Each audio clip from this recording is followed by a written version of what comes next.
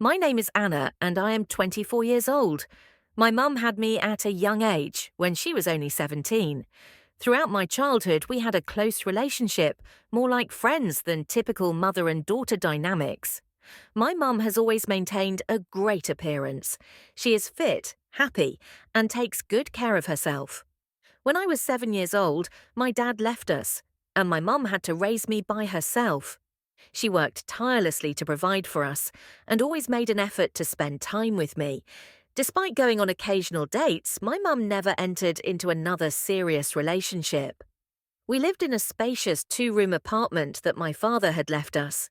And when the time came for me to go to university, I had no plans to move out. At the age of 20, I met Alex, who was in the same course as me. I was captivated by his blue eyes, serious demeanour, and caring nature.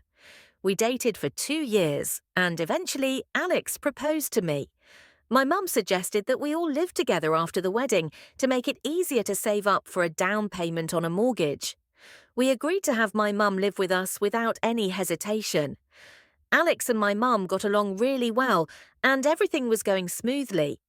We both graduated from university and started working. My mum worked from home, so she always welcomed us with a warm and cosy dinner. She never meddled in our relationship and always tried to make peace if we had any disagreements. Alex had a strained relationship with his own parents, so he received more support and care from my mum. A year after our wedding, I became pregnant, and Sasha was thrilled about it.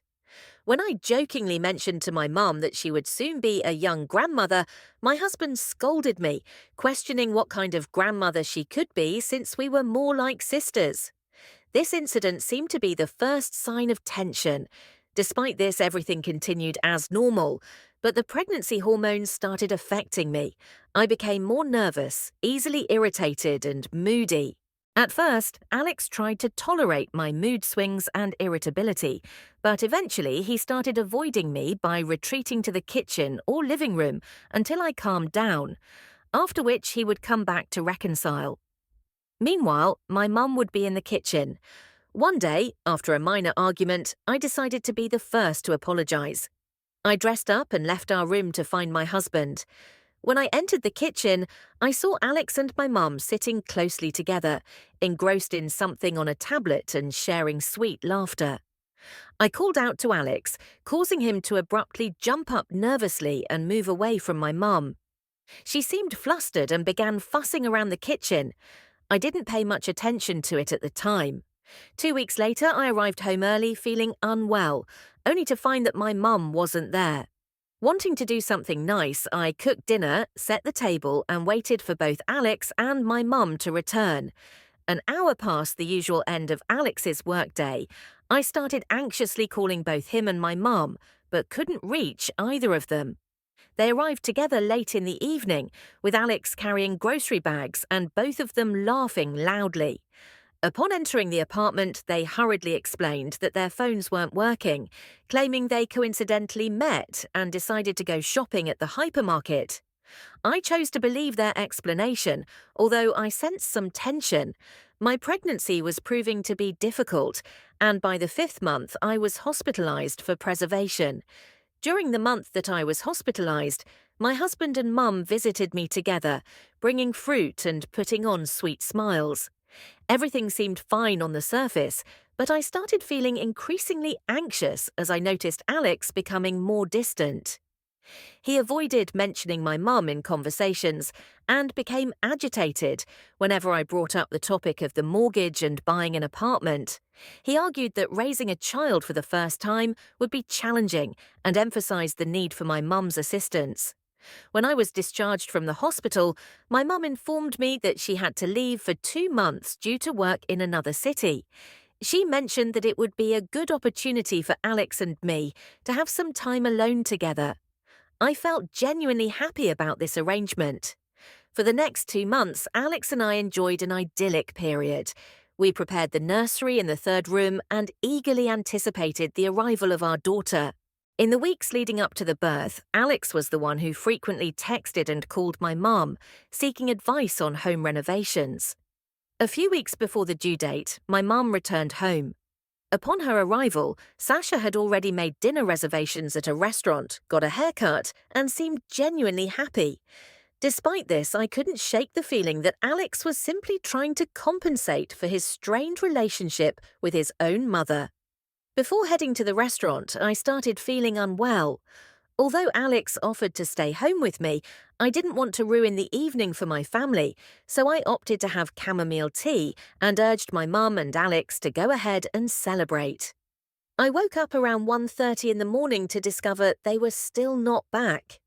After calling a second time, Alex finally answered and explained that they had stayed out late but were on their way home.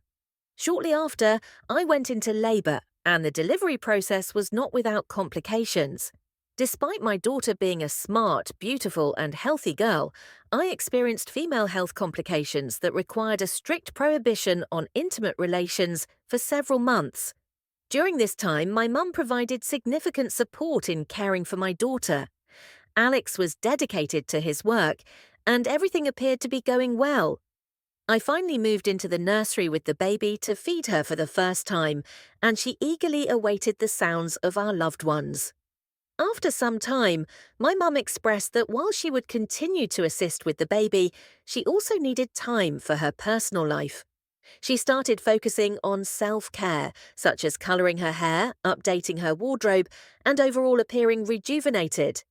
In contrast, after giving birth, I had gained an extra 15 kilograms. My figure was significantly altered, and my hair and teeth were in poor condition. Now my mum appeared truly beautiful compared to me.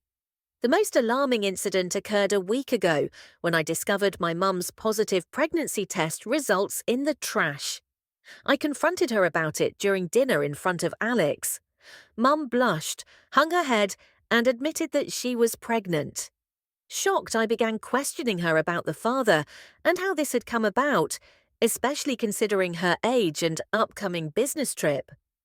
Alex's expression changed. He turned pale and remained silent. Eventually, he turned to me and said, "Anna, I want to live with your mum and raise this baby." My response was, "Sasha, we live with my mum, and of course we'll help her with the child," I responded.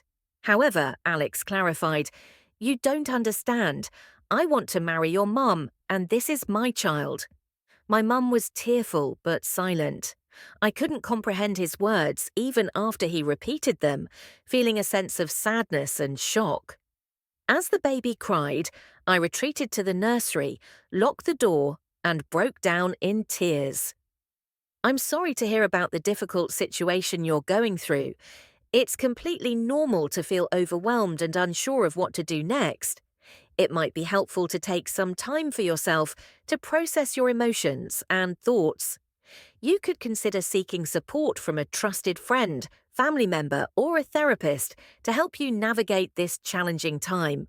Remember to prioritize self-care and take things one step at a time. It's okay not to have all the answers right now.